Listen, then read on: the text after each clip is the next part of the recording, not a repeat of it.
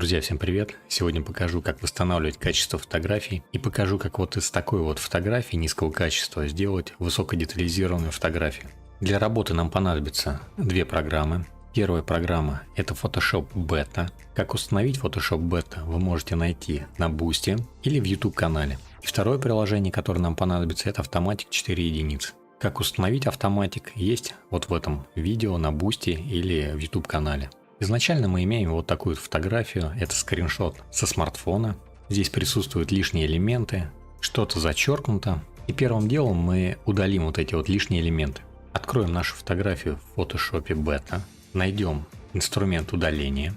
Зажав Alt и правую клавишу мыши, подберем необходимый размер курсора и начнем удалять лишние элементы. Стрелочка, время, вот эти вот элементы. Трубку, камеру и вот эти верхние полоски.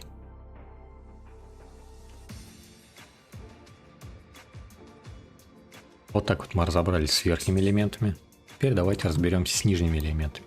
С маленькими элементами разбираться проще, а вот с такой вот блямбой тут уже посложнее немножко. Здесь надо ее убирать по частям. Начнем с нижней части, так как она отделяется от фона. Если что-то не получилось, отменяем. И пробуем по-новому. Вот так я удалил верхнюю часть. И вроде бы все нормально. Теперь удалим правую часть и захватим нижнюю часть. В общем-то получилось вот так вот. Дальше переходим в фильтр и выбираем нейрофильтр. Здесь есть фильтр восстановления. Выбираем его. Если вам необходимо скачать его, то нажимаете скачать. Здесь выставляем вот такие вот настройки. Это восстановление фотографии, это восстановление лица. Восстановление лица в основном восстанавливает глаза, брови, губы, нос и верхнюю часть волос. Выберем вывод на новый слой, нажмем ОК. И вот так вот нейрофильтр нам восстановил. Было так, стало вот так. Теперь сохраним наше изображение в JPEG. Для этого зажмем Ctrl-Alt-Shift-S. Выберем стопроцентное качество, нажмем сохранить. Введем название -1, это будет означать наш первый шаг. Сохраним. На первом шаге мы получили вот такое вот изображение. Размер этого изображения у нас 720 на 686. Очень важно, если изображение такого низкого качества, то не нужно ему задирать разрешение, потому что последующая обработка в автоматике будет происходить очень долго. И более высокого качества вы не добьетесь. Поэтому следует привести разрешение вашего изображения в разрешение, которое соответствует качеству вашему изображению. Сделать это можно на глаз, уменьшая и смотря, насколько оно меняется. Это разрешение изображения меня устраивает. Теперь мы будем апскейлить наше изображение с помощью StableSR. Как установить StableSR, как им пользоваться, вы можете найти вот в этом вот видео, в Boosty или в YouTube канале. Теперь переходим в Image to Image, закидываем сюда наше изображение, выбираем модель 2.1 512, выбираем Y VQGAN, Sampling метод Euler-A, количество шагов сделаем 30, размер изображения соответствует разрешению нашей картинки, CFG Scale поставим на 2, Denoising Strength 0.75, скрипт выбираем StableSR, выбираем модель и выбираем двукратное увеличение. Больше нам пока не нужно. Теперь выбираем Tiled Diffusion. Как установить Tiled Diffusion и Tiled Y, тоже есть вот в этом вот видео StableSR. Это все оттуда. Tiled Diffusion включаем, выбираем Mixture of Diffusion, задаем параметры 64, 64, 32, 8. Эти параметры не трогаем, шум не добавляем. Tiled Y включаем. Encoder Tiled Size выбираем в соответствии с вашей видеопамятью. Я выберу 1400 и нажму стрелочку вверх, чтобы соответствовало допустимым параметрам. Decoder Tiled Size оставим 128, а если у вас 24 гигабайта видеопамяти, можете поставить 256. Все параметры задали, теперь можем нажать кнопку Generate. Фотография проапскейлена, это заняло 2 минуты почти. И перетаскиваем эту фотографию на рабочий стол. Теперь опускаемся вниз и выбираем трехкратное масштабирование. И нажимаем опять Generate. И трехкратное масштабирование делалось уже 4 минуты. Давайте перекинем его тоже на рабочий стол. У нас получились две картинки. Справа трехкратное масштабирование, слева двухкратное. Двухкратном мне в принципе все нравится на данный момент. Но на трехкратном чуть получше глаза. Поэтому мы Photoshop ставим двухкратное. Наложим туда трехкратно и проявим глаза. Закидываем в Photoshop фотографию, которую увеличили двухкратно, и накидываем сразу трехкратное масштабирование. Нажимаем ОК, снимаем замочек и двухкратное кидаем сверху. Теперь включаем маску для верхнего слоя. На клавишу B выбираем кисть. Зажав Alt и правую клавишу мыши, масштабируем до нужного размера. Увеличиваем, зажав Alt и скроллер. И проявляем глаза с изображения, которое трехкратно увеличено. Здесь у нас еще есть проблема с платьем. Когда мы удаляли вот здесь вот надпись белую, здесь все-таки должно было остаться платье. Для этого выберем удаление и вот так вот замажем кусок кожи. И еще разок. На данный момент у нас получилось вот такое вот изображение. Если какие-то элементы вам еще здесь не нравятся, вы можете по ним щелкнуть и поудалять их. Если какие-то участки нужно закрасить, то можно выбрать восстанавливающий кисть, режим нормальный. Альтом берем цвет и наращиваем этот цвет в каких-то местах, которые вам необходимы. На данный момент у меня изображение выглядит вот так вот. И теперь заново сохраним наше изображение. Ctrl-Alt-Shift-S. Выберем JPEG, нажимаю «Сохранить», ввожу ему имя Image3, чтобы у нас по шагам оставалась история. И теперь на третьем шаге у нас вот такое вот изображение. Заново открываем Stable Diffusion. Я перезагружу его страницу, чтобы настройки сбросить. Теперь зайдем Image to Image, выберем InPaint, закидываем сюда последнее наше изображение. И сейчас мы будем восстанавливать волосы. Для этого нам понадобится модель Realistic Vision второй версии. SDY выберем 840 3.0. Эти параметры оставляем по умолчанию. InPaint Masked, Original. Sampling метод выберем DRM 2S раз. Количество шагов 26. Размер изображения по картинке. Щелкнув на вот этот вот угольничек. И параметром Denoising Strength необходимо поиграться. Я для начала выставлю 0.65. Возможно, потом его придется немножко подкорректировать. Теперь нажимаем клавишу S, чтобы увеличить изображение. Зажимаем Ctrl, вращаем скроллер. И выбираем правую прядь волос. Вот до сюда, не захватывая верхнюю часть. Почему не захватываем верхнюю часть? Для того, чтобы сохранить прическу. Иначе прическа наша будет полностью поменена. Вот такое вот выделение я сделал. Теперь нам необходимо прописать промпт. Я напишу вот такой вот промпт. Красивые женские волосы. Нажимаю Enter. И мой промпт переводится. Если вы не знаете, что вот это за расширение, это расширение All-in-One. И как им пользоваться, вы можете посмотреть на Boosty и на моем YouTube канале. На данный момент у нас все настройки готовы, и мы можем попробовать сгенерировать. Заметьте, чем больше у вас размер изображения, тем дольше у вас будет происходить генерация. Поэтому размер изображения должен соответствовать качеству вашего изображения. На данный момент получились вот такие вот волосы. Если они вас не устраивают, то просто генерируйте еще и еще, пока вам не понравится результат. Я же остановлюсь на вот этом результате. Как только у вас изображение устроило, не забудьте скопировать его на рабочий стол, чтобы его не потерять. Удалите ваше входное изображение и закиньте уже полученное изображение заново как входное. Теперь выделяем левую прядь волос. У меня получилось вот такое вот выделение. Промпт у нас остается тот же самый, настройки те же самые. Нажимаем «Сгенерировать снова». Я дважды сгенерировал левую прядь волос, с второго раза более-менее нормальная прядь получилась. Копируем это изображение тоже на рабочий стол, чтобы оно не потерялось. Теперь закрываем входное изображение и заново добавляем второе сгенерированное. Теперь попробуем поменять волосы на макушке. Возьмем теперь левую часть. Поменяем здесь вот такой вот небольшой участочек. Это все делается для того, чтобы сохранить прическу более-менее. Все настройки такие же, генерируем. И вот такая вот верхняя часть волос получилась. На эту прядь не стоит обращать внимание, в фотошопе она удаляется за пару секунд. Теперь скопируем это изображение опять на рабочий стол. Правую часть волос здесь давайте менять не будем, оставим исходное изображение, здесь она и так неплохо выглядит. Теперь давайте заменим фон. Выделим весь портрет. Теперь в настройках выберем InPaint Not Masked. Будем генерировать все, что находится вне маски. Остальные все параметры давайте для начала оставим такими же. Denoising Strength 0.65 и в подсказке напишем фон, лес, деревья. Нажмем Enter и получаем перевод Background Forest Trees. Теперь мы сгенерируем наш фон. Если получившийся фон слишком далек от исходного изображения, то мы можем понизить Denoising Strength, допустим, до 0.55. И еще раз генерируем. И получаем вот такой вот фон. Можно еще попробовать написать размытый фон или боке. И тогда повысить немножко Denoising Strength, чтобы получить более высокое качество, но уже размытого фона. У меня получился вот такой вот размытый фон, и на данный момент я его оставлю.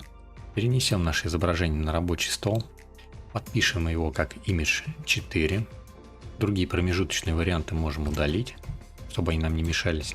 Открываем Photoshop, закидываем сюда наше последнее изображение. Давайте сразу выберем инструмент удаления и удалим ненужные элементы с лица.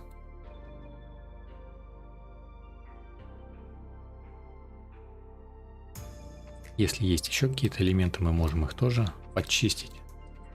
Допустим, волоски вот здесь вот можем убрать. В общем-то, вот этот вот инструмент удаления, он такой универсальный для того, чтобы удалять всякие дефекты. Теперь мы восстановим цепочку на шее и восстановим серьги в ушах. Почему я это не сделал в Stable Diffusion? Потому что Photoshop с этим справляется лучше. Мы выбираем лассо для выделения и выделяем участок с цепочкой на шее. Желательно цепочку выбрать поаккуратнее, потоньше, чтобы она была более элегантной. Теперь нажимаем «Генеративная заливка» и в поле запроса пишем «Золотая цепь Golden Chain». Нажимаем «Генерировать». Один из вариантов вот такой вот. Давайте сгенерируем еще, нажав кнопку «Генерировать». На этот раз у нас получились вот такие вот варианты. Давайте поменяем вот здесь промпт. Ставим «Красивая золотая цепь» и нажмем еще раз «Генерировать». Слово «красивый» я убрал, потому что он мне начал рисовать вот такие вот толстенные цепи. А без слова «красивая» он начал рисовать снова аккуратные цепочки. Давайте оставим вот такую вот цепочку. Немножко уменьшим ей непрозрачность.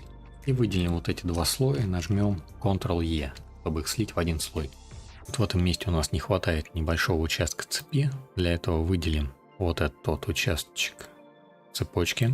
Нажмем Ctrl-C, Ctrl-V. Выберем перемещение. Переместим ее. Ctrl-T для того, чтобы свободно поворачивать. Повернем ее. Спозиционируем так, как нам нужно. Допустим, вот так вот. Нажмем ОК. Выберем маску на этом слое. Зажмем B, кисточку, нужный размер кисти. Увеличим. И подотрем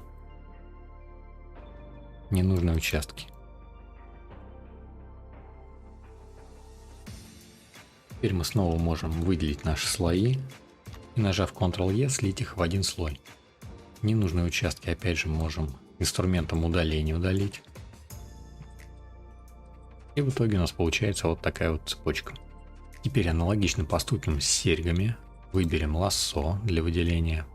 Аккуратненько выделим одну сережку. Зажмем Shift и выберем вторую сережку. Выберем генеративная заливка. Промпт напишем серебряные серьги. Выберем сгенерировать. Получились вот такие вот варианты. Давайте сюда добавим диамант, бриллианта. И еще раз генерируем. Бриллиантами получаются вот такие вот серьги. Давайте теперь попробуем бриллианты заменить на подвески. И еще раз генерировать. В общем, чтобы серьги получились более тонкими, соответственно, нужно более тонко выбрать участок, куда эти серьги будут вписываться. Иначе они становятся просто здоровенными. В общем, более тонко выбираем участок и прописываем промпт серебряные серьги. Но я прописал даже тонкие серебряные серьги. В принципе, наверное, слово «тонкие» здесь не решающее. А решающее именно тонкость выделения, куда они должны вписаться. Вот этот вот вариант я оставляю. Выделяю опять же оба слоя. Нажимаю Ctrl-E, чтобы их слить в единый слой. И ненужные линии я удаляю. Допустим, здесь вот волосок не очень хорошо выглядит. Здесь какая-то точечка осталась. Здесь какой-то элемент. И вот здесь вот с ухом. Корректируем вот здесь вот. Ну и можно вот эту вот морщинку попробовать убрать. Здесь можно было бы также поменять и платье. Но давайте платье оставим таким, каким оно есть. Теперь я сдублирую слой. И можно сделать небольшую цветокоррекцию. Зайдем в фильтр, выберем фильтр Camera Raw. Тут на свой вкус делаем цветокоррекцию. Можем немножко приподнять тени, а темные цвета затемнить. В общем-то здесь дело вкуса. То есть вот такое вот изображение было до цветокоррекции, вот такое вот стало. Еще мы можем немножко поднять резкость. Скопируем этот слой, выберем фильтр, другое, краевой контраст, выберем толщину соответствующую, нажимаем ОК. И на этом слое, который получился, выберем мягкий свет. И вот так вот он увеличивает резкость немножко. И экспортируем наше изображение в JPEG. Ctrl-Alt-Shift-S. Сохраняем как Image 5. Сохранить. На данный момент у нас получилась вот такая вот картинка, но у нее еще пока низкое разрешение. И последним шагом прогоним эту фотографию через скейлер Ремини. Вот в этом видео вы можете ознакомиться, как его установить, как его использовать. Я же запущу свой Ремини. Вот Ремини запустился. Теперь я возьму последнее изображение и закину его в Ремини. Прямо вот так. Выбираю его здесь и выбираю улучшить. И вот такие вот изменения он делает. Если присмотреться, то он уменьшает контраст, но с другой стороны он увеличивает количество микродеталей, и лицо становится более естественным после Ремини. Волосы он тоже делает более естественными, но менее детальными. А вот в некоторых участках, как вот на макушке, допустим, он их делает наоборот неестественными. По сути дела нужно в Photoshop закинуть две фотографии, одну до Ремини и вторую после Ремини, и проявить нужные детали. Это скорее всего будут глаза, губы, нос, ну в общем-то лицо. И может быть какие-то части волос. Сохраняем, нажимаем на вот эту кнопку, выбираем ОК, выходим на рабочий стол, открываем браузер, находим здесь папку Ремини, последний файлик и выбираем «Отправить в Windows». Показываем, куда сохранить файл, на рабочий стол. Нажимаем «Выбрать». Теперь нам Ремини больше не нужен, мы его можем закрыть. После того, как мы прошлись Ремини, у нас получилось вот такое вот изображение. Это изображение с одной стороны кажется менее четким, но на самом деле здесь больше деталей. Оно просто менее зашарплено. Если присмотреться, выглядит оно более естественным. Поэтому дальше мы будем работать вот с этим изображением. Теперь забросим в Photoshop наше последнее изображение, полученное после Ремини. Здесь вы можете уже сделать окончательную цветокоррекцию. Также здесь мы можем расширить наше изображение. Допустим, возьмем и нарастим наше изображение по высоте. Выберем прямоугольное выделение, выделить, генеративная заливка, генерация. Если Photoshop иногда помечает изображение как неприемлемое фото, можно добавить все-таки какой-то промпт, хотя бы бэкграунд, и еще раз нажать генерацию. В итоге у нас получились вот такие вот три варианта. Становимся на первом, выделим оба слоя, нажмем Ctrl-E, чтобы слить слои. Давайте теперь расширим наше изображение влево. Снова сделаем выделение прямоугольником, выберем генеративная заливка, генерировать. И вот такие вот три варианта у нас опять получились. Становимся на последнем. Снова сольем слои, Ctrl-E. И давайте теперь увеличим наше изображение вниз. Вот, допустим, вот так. Снова выберем прямоугольное выделение. Выберем генеративная заливка. И здесь нам нужно уточниться с подсказкой. Напишем «Женщина в розовой блузке». Нажмем «Генерировать». У нас получились три вот таких варианта. Давайте попробуем еще что-нибудь. Ну и после очередной генерации получилось вот что-то более-менее правдоподобное. Снова сольем слои. Сделаем небольшую цветокоррекцию. Зайдем в фильтр Camera Raw. Ну, я сделаю вот такую вот небольшую цветокоррекцию. Нажму OK. Теперь Ctrl-Alt-Shift-S для того, чтобы конвертировать изображение в JPEG. Нажму «Сохранить».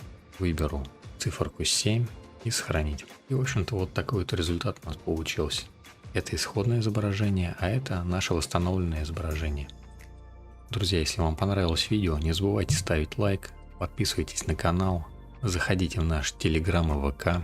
В ВК я выкладываю промпты, Telegram — это большая группа для общения. Там вы можете поделиться своими промптами, спросить какие-то вопросы. На Boosty собраны все мои видео, которые я выкладывал в удобном формате. Если вы захотите поддержать канал, вы можете сделать это именно на Boosty. А на этом всем хорошей генерации Всем удачи, всем пока.